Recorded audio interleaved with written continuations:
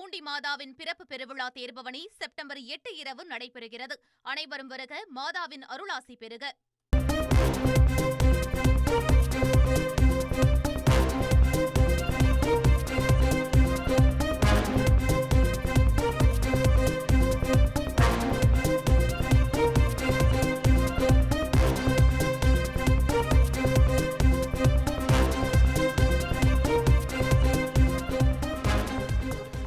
கடலூர் சிப்காட் தொழிற்சாலை விபத்து எதிரொலியாக 2 அதிகாரிகள் சஸ்பெண்ட் செய்யப்பட்டிருக்கிறார்கள். மாசு கட்டுப்பாட்டு வாரியம் இந்த நடவடிக்கையை எடுத்திருக்கிறது.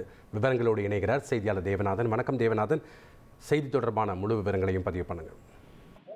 கடலூர் சிப்காட் பகுதியில் இயங்கி வரக்கூடிய ஒரு பூச்சி மருந்து தயாரிக்கும் தொழிற்சாலையில நேற்று கேஸ்கட் அடித்து விபத்துகளானது. இந்த விபத்திற்கு பிறகு பார்த்தோம் அப்படின்னா அந்த பகுதி, அதாவது குடிகாடு பகுதியை சேர்ந்த 93 பேர் அரசு மருத்துவமனையில் அனுமதிக்கப்பட்டாங்க. வாந்தி, மயக்கம், தலை சுற்றல் என்று கூறி அவர்கள் அனுமதிக்கப்பட்ட நிலையில அவர்களுக்கு சிகிச்சை அளிக்கப்பட்டது. இந்த நிலையில தான் இந்த தொழிற்சாலையில இன்று ஆய்வு மேற்கொள்வதற்கு மாசு கட்டுப்பாட்டு வாரியத்தின் உயர்மட்ட குழு வந்தது.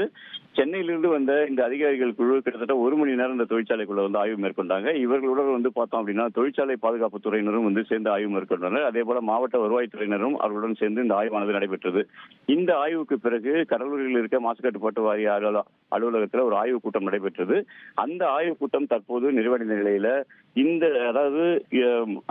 அந்த கடலூர் மாசு கட்டுப்பாட்டு வாரிய இணை தலைமை சுற்றுச்சூழல் பொறியாளர் செந்தில் விநாயகம் மற்றும் சுற்றுச்சூழல் பொறியாளர் தமிழ் ஒளி ஆகிய இருவரையும் சஸ்பெண்ட் செய்து மாசு கட்டுப்பாட்டு வாரியம் தற்போது நடவடிக்கை எடுத்திருக்கு. நன்றி தேவநாதன், உங்களுடைய தகவல்களுக்கு. பூலோகம் போற்றும் பூண்டி மாதாவின் பிறப்பு பெருவிழா தேர்பவனி செப்டம்பர் 8 இரவு நடைபெறுகிறது.